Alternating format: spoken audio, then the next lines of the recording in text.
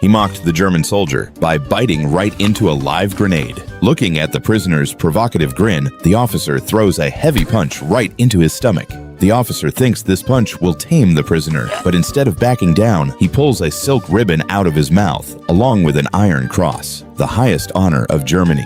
Furious, the officer demands to know where he got the medal. He says nothing, simply continuing to perform magic tricks. The adjutant tries to locate where the ticking clock sound is coming from.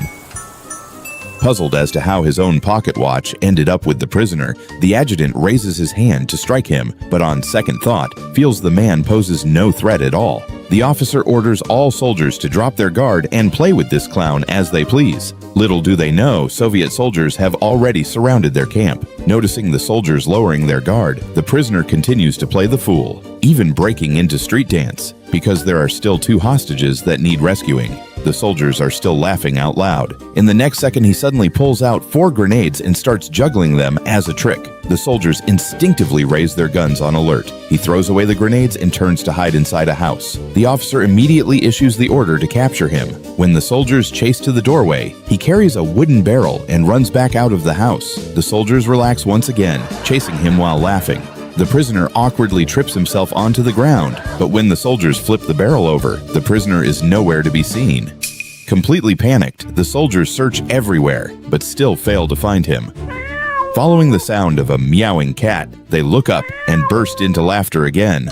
While the soldiers are busy mocking the prisoner's tricks, the officer begins to sense something wrong, because the prisoner is climbing higher and higher, and his bizarre posture seems to be sending some kind of signal into the distance. The officer steps behind a hostage, commanding the prisoner to stop his tricks. The prisoner wipes away his smile, no longer daring to act recklessly, because he knows the officer's current position deprives the sniper of a clear shot.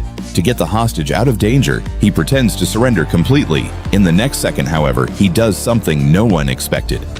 The soldiers stare with wide eyes at the corpse on the ground. The officer steps forward to inspect his body. A soldier turns to look and notices that the hostages are gone. The officer hurriedly orders his men to engage the enemy, but it's already too late. All the German soldiers fall. Only 1 soldier remains standing on the spot, too terrified to move. He watches in utter shock as the prisoner, who was supposed to be dead, slowly stands back up. In his horror, the prisoner raises an arm toward him. This is a warning, and also a gesture of thanks.